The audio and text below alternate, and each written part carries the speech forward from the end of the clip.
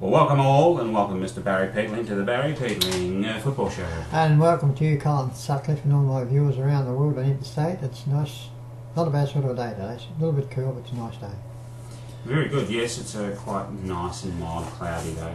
We're going to talk about something before we get into the Chelsea Seaford. A bit of Rapagna nostalgia from Barry Peatling in the Wimmer League days in the 60s. Here was one of my many headlines. That was a game against, get the thing right there. That was a game against Dimbull in the late 60s, in early 60s. Morgan kicked 6 goals that day. I kicked 7. I got the man of the match, and that was not the man of the match. What is it? The man of the match. Yeah, that was 3 votes. I got 3 votes and a bit of a nice little 4 page from the Wimmer Mill. That was Murray Lawson's #1 sports writer in the Wimmer League, Horsham Times. So that wasn't a bad sort of. That was the second year I was there. I finished up. I kicked 7 that day. Morgan kicked 6, and I finished up playing second in the. Can I get? Is that in the fraction there? Was it? Yeah. Where the second in the Wimmer League goal kicker. Yeah, I finished up. Oh right, okay, yeah. Finished up with 60 goals, running up the runners up to E Morgan. You go this way. That's it. Yeah, you're holding all the time. So I hold it up here. That's better, yeah. There we go. Here we are. That's where I finished up second. That was the last game, second last game. But I finished up with 60 goals for the season, and runners up, and Ian Morgan finished up with 72. But it was a pretty good headline from Mr. Barry Boy. When only about 18, 19, going on, whatever. So that was one of my many headlines. I thought my viewers out there would like to see that I could play the game, and it was a lovely, bigger part. I was a pretty good goal kicker back in the days too. I think I averaged 3 goals for the 21 games that year. Unlike the St Kilda Collingwood game. I don't talk about St Kilda. They can't kick straight. No, well they are, so they are. But we went. Anyway. We get to the heavy stuff now. Chelsea versus Seaford, Barry. Away game, crowd and conditions. Well, the crowd, as a matter of fact, the Seaford ground, it looked exactly like the Chelsea football ground, the same colour grass, and they've done a, I think they must have renovated because it looks $1 million. Oh, that's good. Because the last few years it's been a bit of a dive, but that's the only good part of the day for Chelsea because they wasn't much good for the rest of the day. So it went downhill from there. Okay, so let's get into the first half then, Barry. Yeah, the first half concept was we started very slowly and had a lot of players that wasn't putting in. And I put that very mildly too, I can tell you now. And because the half-time score will tell you. Seaford kicked 8-13 to us and Moisley 2 goals 2. Right. Wow, so we're sort of out of the game a bit. Well, you're out of the game for sure. If they would have kicked straight, it would have been gone the first quarter. But so they let us in a little bit. So let's get into the second half then, Barry. The second half, they just took over, but only for their bad kicker for goal, Colin. They would have been 20 goals in front at half time. I mean, at the end of the game, but they were just. We were just not up to the standard of how they were playing. Seaford did a pretty good side, I can tell you now. Right. Okay. So the final score was Seaford 19-18. It's 37 shots to Chelsea 7-8. 15 shots. Okay, so. And look, if they would have kicked straight, they would have won by 20 to 30 goals. Okay, so a bit disappointing. A bit disappointing. That is an understatement of the year, Colin. They were pathetic, Chelsea. Right. So who do you put that down to? Look, I don't know what's going on there. The players, all these new recruits, look, they're not. I've hardly. I reckon there's about another 4 or 5, might be 6 or 7. How players had about 2 possessions. I mean, you can't do this in this competition. The same as last week. I mean, when you get out there, I mean, they look pretty good. When they get out in the ground, they don't go near the ball. Or when they get it, they can't do much with it. So there's a bit of a problem. I don't know whether the coach is getting through to them. I'm not sure about that, Colin, but he's trying to do his best, Dunny, and but they're not producing. It's pathetic for the supporters, I can tell you now. They're very pathetic. Now, give us the goal kickers then, Barry. Goal kickers were Jason Clark, 2 goals. He got 2 goals. He got kicked half the score last week too. Louis Kroger kicked a beautiful goal. Trent Stiles kicked 1 goal. That's about the only kick he had all day, I think. Brad Clark kicked 1. Jack Francis kicked a beautiful goal, and David Willett kicked 1. That might have been his only possession of the day too. Right. Okay. I mean, these stars, Colin, do not get the possessions. You can't do it. You can't.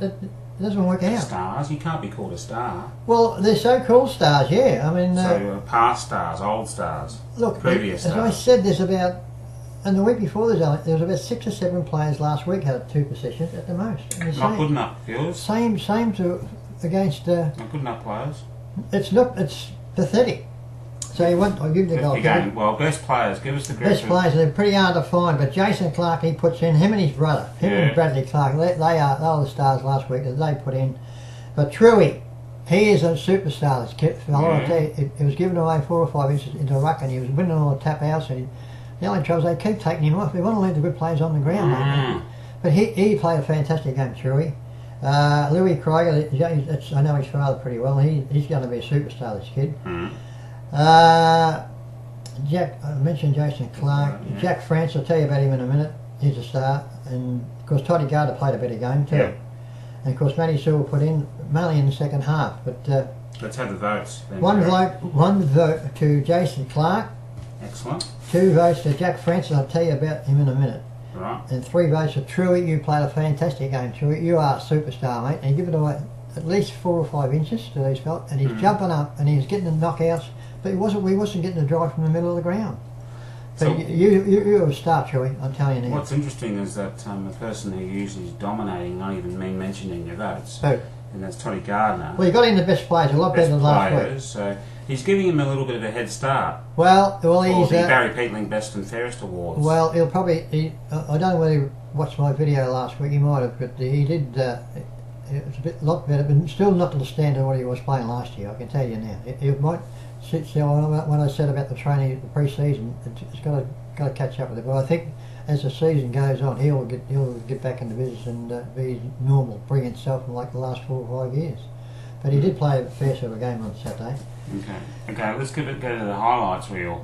The highlights, I'll tell you, there's 2 highlights. I know good ones. Truey's work from the start of the game to the finish. He's a sensational player, this fellow. I'll tell you now. He won the best and fairest last year, but I didn't think he might have deserved it. But I'll tell you what, the way he's playing now, he's just he's head and shoulders above the rest of Chelsea Football Club. Right. Players, I tell you now. So that's what more saying about is that the teammates that they need to lift. Well, I mean, they should look at Truey, the way he puts his body in. He gets up there, he takes some marks. He had about 30 knockouts, tell you. Did you get last week's votes? No, he never got last week's votes. I'm trying to think who did, but anyway, I must say something about this young fella, Jack Francis. He took about half a dozen marks in the centre back line. Yeah. He's only 18 or 19. He is going to be a superstar, this kid, I can tell you now. And can play the game. He knows how to kick a ball too. Oh, that's good. But that is the only good light come out of the game is him and Truey. Was there anything else I was going to mention? Jason Clark played a good game. Jason Clark, they always do. Him and the 2 Clarks, they never play a bad game. They always put in.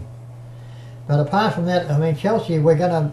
The way it's going now, it looks like it could be a long season. If we don't start smarting up and gelling together and playing for the team instead of playing for yourself, it might be a better idea, eh? So what about get that in your brain, you fellas out there? You know what I'm talking about. These fellas know who they are that they're not putting in.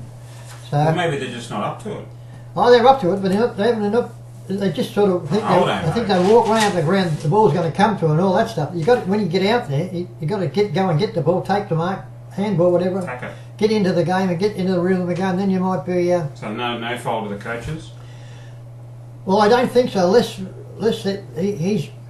a good fellow, Brett. I tell you now, I like him very much, but not to love him, but he seems to be getting on with the players, but the players aren't responding to what he's talking about. About how he wants the game played, but hopefully they might have a bit of a talk between these fellas. These fellas know who they are. I mean, if you only get 2 or 3 possessions, Colin, you know you're not going too flash, are you? No. But and they're getting good money too. Yes. Well, so I think whoever's in charge of the team captain, or do they have someone in charge of the they can sort of talk to after the game and get a bit. The coach. Get the feedback. No, the players between themselves. All right, because they're pretty close to the players this day and age around there. They have a stats guy there. Well, I mean, they know that they're not putting in, and so I reckon if you just do the right thing and start training a little bit harder and put more effort attack the ball and get more effort in your game, we might finish up all right because the talent's there, but it's got to be produced. Okay. So if you can, So there's a if message you're for watching Barry. these fellas out there, I'm not giving you a hard time, but I'm just giving you the facts that you got to, when you get out, you got to put your body into for starting and see how you go. Barry's message of the week to the team. Well, now what's next week, Barry? Well, it's got to be nice and easy next week. Man Eliza at home, but they won by 15 goals something, didn't they, at the weekend? Well, I know I think Seaford just beat Man Eliza just beat Seaford last week, I think. So you're still talking finals, Barry? Talking finals, I'm talking about winning the game, Colin. Right. Okay. I mean, last year we didn't start off that well either, but I thought with all the new recruits and I mean, they've got a fair bit of trouble to get these fellas, but they're not producing. I mean, you've got to put in these fellas. I mean, you're getting good money. Look after the footy club, for God's sake. So we can... so that's that. Next week, Mount Eliza. Mount Eliza at home. Full wrap of today's or Saturday's game, and there'll be a Saturday game next week. Saturday game, yeah. We might play better on a Saturday. Maybe, yeah. All right, Barry. Give us the Cheerios then for the week. Cheerios. I'll give some Cheerios to a couple of friends who repent in a minute, but Cheerios to Dean, who's just on the computer before, but she's looking very well and feeling a lot better now. Dean should be watching this little video. Of course, PH, Sandy and Carl. So as things going, PH, I was going to give you a ring last week, but I'll give you a ring tonight, all right? So hopefully you'll be home and watching this. Okay. And of course, a couple of friends from Rapanium I was talking to on Facebook last week. I cannot believe it. I haven't seen these people. I haven't spoke to these people for 40 years. Yeah, and now you're on Facebook with them. Yeah, and they are Ian Roberts, who played for when I was up there. He was playing the seconds, I think, because he worked in the bank across the road, the ANZ Bank. But Isabel McRae, Isabel, you married Swanee, but you when you spoke to me, when you wrote to me on Facebook, you backed your maiden name, Isabel McRae. Oh. What's going on? Hello. I'm presuming that you're the same one, because Robert said that I said on my Facebook that I was going to contact Ian Roberts, and I think I said I'll send you a cheer. That's right. They're going to watch. I'll be watching this video. I think I told them they're watching about 5 o'clock. So Ian Roberts, he's a good fellow. He wrote to me and said, "Good to see you looking all right." I'm not feeling too bad at all. But it's a small world. Ian Roberts and Isabel McRae on Facebook and live, yeah. Better than the alternative. So there you go. And so I hope, send me a message on Facebook, Robbo and Isabel. Hope I'm talking the right one. Yeah, I hope so. I mean, I'm talking to some random person. Isabel, why did you go back to your maiden name? Come on, tell me on Facebook or tell me on air. But anyway, but if you want to give me a ring, well, I might leave my phone number on Facebook for you. So we might have have a chat on the phone. I don't know where she's living.